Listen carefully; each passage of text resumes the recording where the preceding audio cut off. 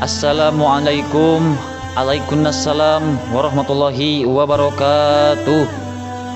Alhamdulillahilladzi arsala rasulahu bil huda wa dinil haq liyudhhirahu 'alad dini kullihi walau karihal musyrikun. Assalatu wassalamu ala sayyidina Muhammadin. Asyhadu an la ilaha illallahul malikul haqqul mubin wa asyhadu anna Muhammadan abduhu wa rasuluhu shadiqul wa'dil amin. Faqad qala ta'ala fil Qur'anil Karim, a'udzu billahi samiil alim minasyaitonir rajim. Bismillahirrahmanirrahim. Wa ma arsalnaka illa rahmatan lil alamin. Shadaqallahul adzim. Al-ayah. Amma ba'du. Tiada untayan kata seindah alhamdulillah, yang mana seluruh puja hanyalah milik Allah Azza wa Jalla. Setiap puji hanyalah milik Allah Rabbul Izzati. Setiap syukur hanyalah milik Allah Rabbul Ghafur, yang telah memberikan umat manusia beribu-ribu nikmat, berjuta-juta nikmat, bermiliar-miliar nikmat, bahkan bertriliun-triliun nikmat.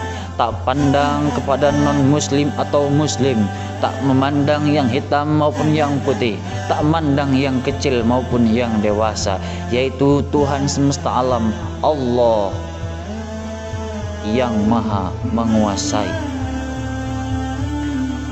Salawat bertangkai salam semoga senantiasa terlimpah curahkan kepada baginda alam, pemimpin umat dari masa jahiliyah ke zaman Islamiyah, pemimpin yang anti dengan korupsi, pemimpin yang selalu berjuang sampai titik darah penghabisan. A'ni habibi wa habibana Kanjeng Nabi Muhammad sallallahu alaihi wa alihi wasallam. Tak lupa kepada keluarga besarnya, para sahabat-sahabatnya, para tabi'in dan tabiatnya. Semoga sampai kepada kita semua selaku umatnya yang senantiasa turut dan taat kepada ajarannya. Amin, amin ya Allah ya Rabbal Alamin.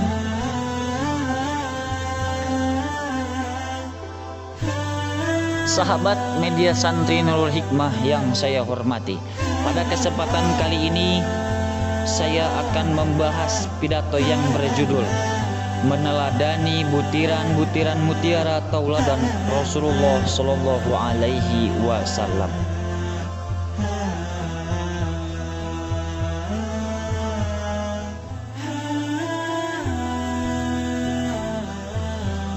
Pada bulan Rabiul Awal ini kita selalu memperingati Maulid atau hari kelahiran Nabi Muhammad Sallallahu Alaihi Wasallam, di mana kita tidak bosan-bosan memperingatinya. Setiap kali kita memperingatinya, maka bertambah pula cinta kita kepada Rasulullah Sallallahu Alaihi Wasallam. Mengapa hal demikian bisa terjadi? Karena yang kita peringati adalah seorang pemimpin besar, pemimpin agama dan umat seluruh dunia yang dipilih dan diangkat langsung oleh Allah Subhanahu wa Ta'ala. Rasul yang menjamin umatnya masuk surga kecuali mereka yang membangkang terhadap ajarannya. Sesuai dengan firman Allah dalam surat Al-Anbiya ayat 107 yang berbunyi, wa ma arsalnaka illa rahmatan lil alamin, yang artinya, dan tiadalah kami mengutus kamu Muhammad melainkan untuk memberi rahmat kepada seluruh alam. Sahabat media Santri Nurul Hikmah yang saya hormati, Rasulullah Shallallahu Alaihi Wasallam telah berhasil menyebarkan dakwahnya, telah berhasil menuntaskan tugasnya selaku Rasul utusan Allah dalam waktu yang relatif singkat, yaitu kurang lebih 23 tahun. Timbul pertanyaan, mengapa beliau dalam waktu yang relatif singkat dapat berhasil melaksanakan tugas risalahnya? Berhasilnya menyebarkan agama Islam dan merubah sejarah umat ke seluruh penjuru dunia. Apakah karena hal itu dilakukan dengan perang dan pedang seperti yang dituduhkan oleh orientalis barat? Hadirin sahabat media Santri Nurul Hikmah yang saya hormati. Sungguh tuduhan yang menyebutkan bahwa Kanjeng Nabi Muhammad berdakwah dengan pedang, berdakwah dengan perang itu sangat salah dan tiada berdasar. Keberhasilan Rasulullah SAW bukan dengan kekerasan, bukan karena peperangan, dan bukan pula karena pedang maupun menumpahkan darah.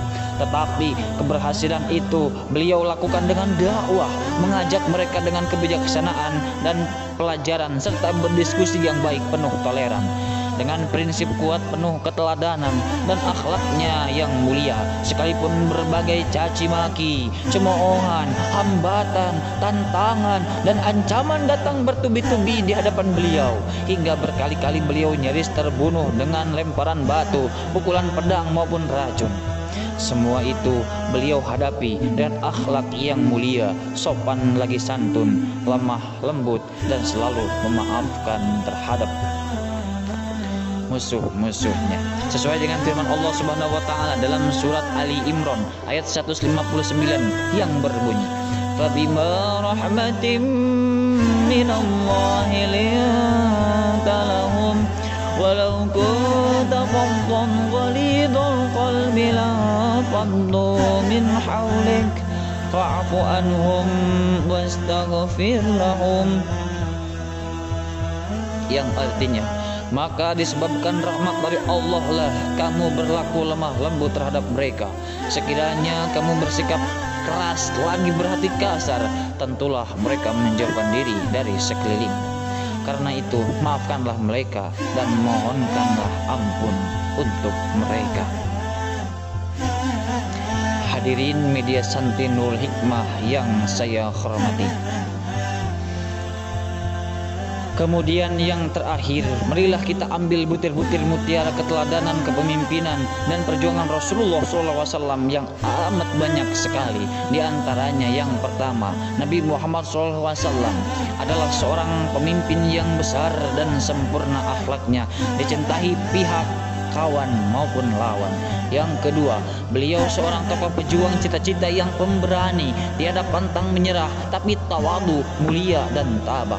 Nomor tiga, beliau seorang jenderal ahli strategi dan taktik yang dapat memenangkan perjuangan di segala medan pertempuran. Walaupun beliau luka parah, rontok giginya terkena panah-panah, dan luka berdarah dilempari batu-batu pada saat di Taif. Nomor empat, seorang pemimpin agama, jagat, dan umat yang hidupnya sederhana dan sebagai kepala negara yang tidak mengenal yang namanya istana. Nomor lima, beliau seorang imam yang soleh, taat, rajin, dan setia mengimami jamaah hingga akhir hayatnya. Nomor enam, beliau seorang kepala rumah tangga yang ramah terhadap istri dan putra-putranya. Nomor tujuh, seorang bapak masyarakat yang santun dan jujur, senang mendengarkan keluhan dan pengaduan masyarakat, fakir miskin, dan rakyatnya. Nomor 8, beliau seorang guru yang ikhlas, tanggung jawab mendidik, membina, dan membimbing murid-murid dan para mahasiswanya terhadap ilmu dan akhlak yang akhirnya menjadi manusia-manusia yang berkualitas. Nomor 9, sebagai seorang arsitektur yang pertama kali membangun Masjidil Quba dalam perjalanan hijrah. Nomor 10, seorang penegak hukum yang adil tanpa pandang bulu, sekalipun terhadap putra-putrinya sendiri. Selanjutnya, Kanjeng Nabi Muhammad SAW adalah seorang politikus dan negarawan yang jujur dan cakap, sehingga dapat merubah masyarakat jahiliyah menjadi masyarakat Islamiyah dalam tempo yang relatif singkat, yaitu 23 tahun, sebagai perjuangan raksasa dengan pembangunan di segala bidang.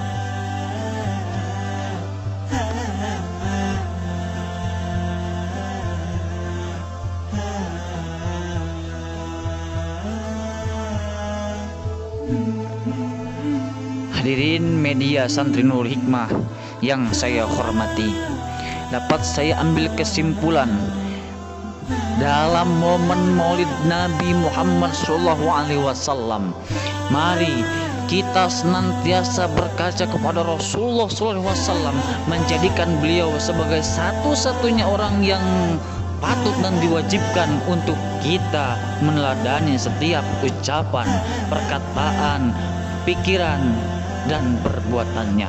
Sesuai dengan firman Allah dalam surat Al-Ahzab ayat 21 yang berbunyi, laqad kana lakum fi rasulillahi uswatun hasanah.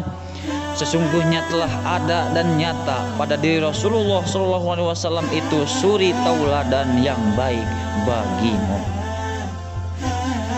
Akhir kata saya ucapkan atau akhiri dengan doa Rabbana atina fid dunya hasanah wa fil akhirati hasanah wa qina adzabannar.